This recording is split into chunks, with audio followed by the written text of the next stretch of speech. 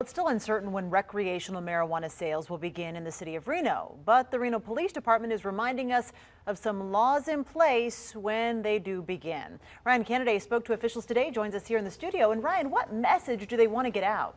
Well, Kristen, it's really that the biggest message is for people is that if you're going to use marijuana, you have to obey the law. If you don't follow the rules, though, police, they can and they will take action. We want people to be aware of the new laws that surround this legalization. 10 days. That's all the time that remains before recreational marijuana sales could begin in the city of Reno.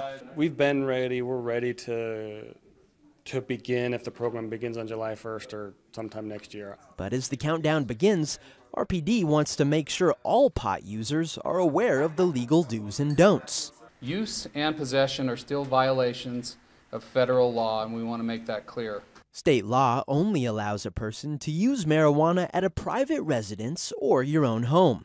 It's illegal to use in any public place, and a violation can lead to a $600 fine. You cannot consume marijuana walking down the streets of downtown. You can't consume it in a park. You can't consume it at an Aces game or a UNR game. You must be 21 years or older to purchase pot, and may only carry an ounce of marijuana or an eighth of an ounce of concentrated marijuana in public or in a car. But it's never okay to drive high. It is our responsibility to keep our community safe by informing our public that driving under the influence of marijuana or alcohol is against the law.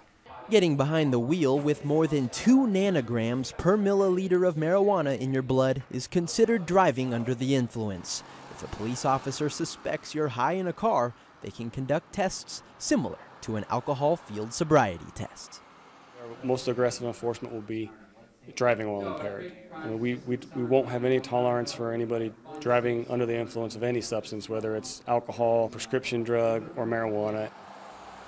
And with 4th of July just around the corner, RPD will be cracking down on all suspected DUI drivers. Covering the story live in the studio, Ryan Kennedy, Channel 2 News.